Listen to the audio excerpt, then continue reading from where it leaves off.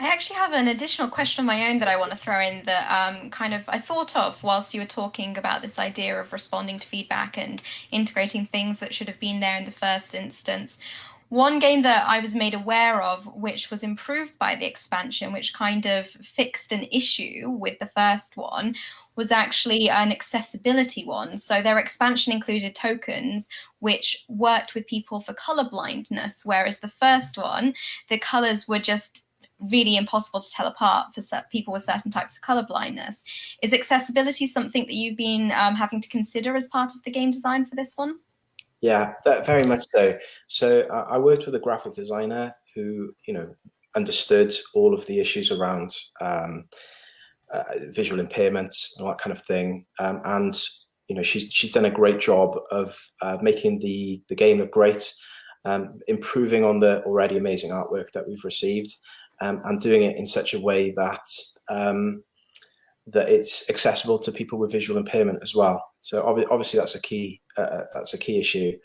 It's not an area that I'm like an expert in myself, but I design websites in my as one of my other jobs, and obviously you have some of the same issues kind of cropping up there. So obviously you have to keep the entirety of your audience in mind when you're creating these things.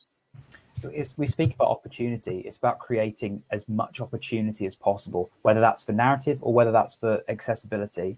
I think we spoke earlier about maybe going over the top and making a mechanic too thematic. I think also you could go over the top with accessibility, right? You could laden a card with symbols and colors and words and everything so that it is unequivocally colorblind perfect.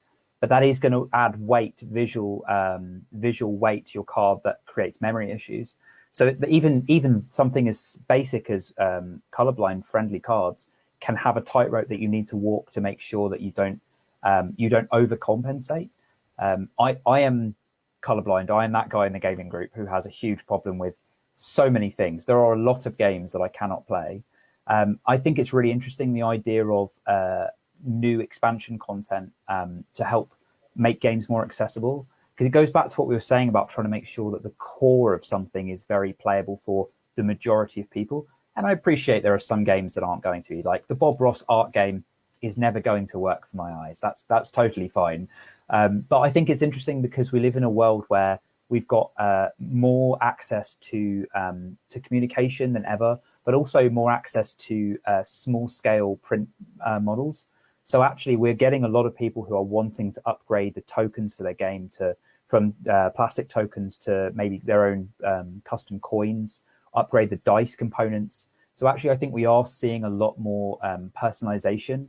And I think that there is an increasing space where we don't need to make an expansion to correct a thing. Actually, what we can do is just create additions to try and optimize, I think, for groups. And I wouldn't want those people to have to pay extra by any stretch, don't get me wrong, but I think it's interesting that is now something that's achievable on a smaller scale as well as a bigger one.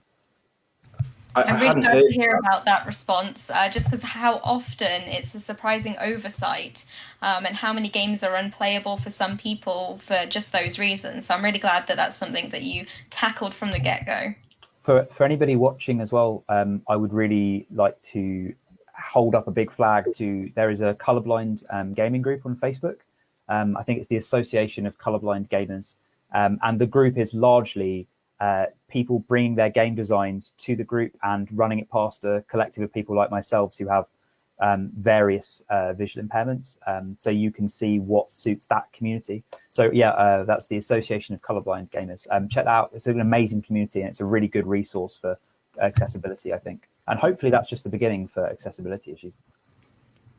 Yeah, I can also suggest there's various apps and websites where you can run an image through it to see what it would look like approximately to somebody with different types of color blindness. So that's something that I made sure to do myself when I was picking out what colors I wanted to use in the design process.